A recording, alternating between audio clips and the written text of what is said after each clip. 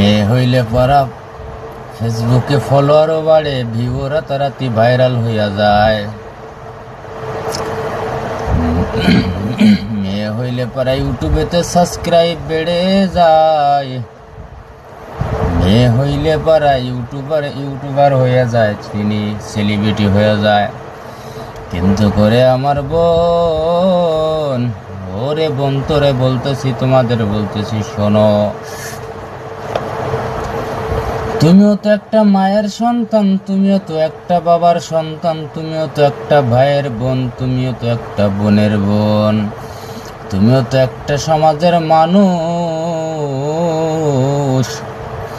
তবে কেমনে তুমি পারো? তোমার বাড়ির পাশেও তো একটা মানুষ আছে, তোমার বাড়ির পাশেও তো একটা মেয়ে আছে, ও তো ফেসবুকে ভাইরাল হইতে চায় না, ও তো ওর শরীরের অঙ্গ কাউরে দেখায় না। তুমি যেভাবে ভাইরাল হওয়ার জন্য সামান্য কিছু ডলারের পাগল হইয়া আমার মৌলারে বইলা যাইয়া,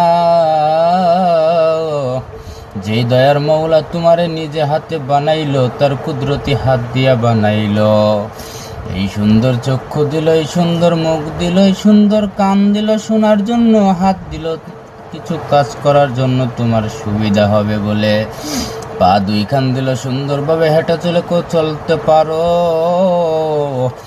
কিন্তু তোমার এই সমস্ত কিছু দিয়ে আমার মৌলা বানাইলো, তার উদ্দেশ্য কি? তার উদ্দেশ্য তো একটা আছে রে বাবা।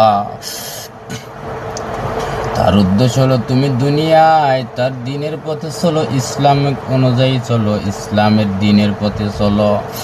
কাল কিয়ামতের দিন তোমার যাতে মাওলার কাছে হিসাব না দেওয়া লাগে, তুমি যাতে কাল কিয়ামতের দিন মাওলার কাছে একটা বান্দি হিসাবে উঠতে পারো রে বোন। কিন্তু তুমি আজকাল কি করতেছ? ফেসবুকে আইসা, ইউটিউবে আইসা ফলোয়ার ভিউ বাড়ানোর জন্য, সাবস্ক্রাইব বাড়ানোর জন্য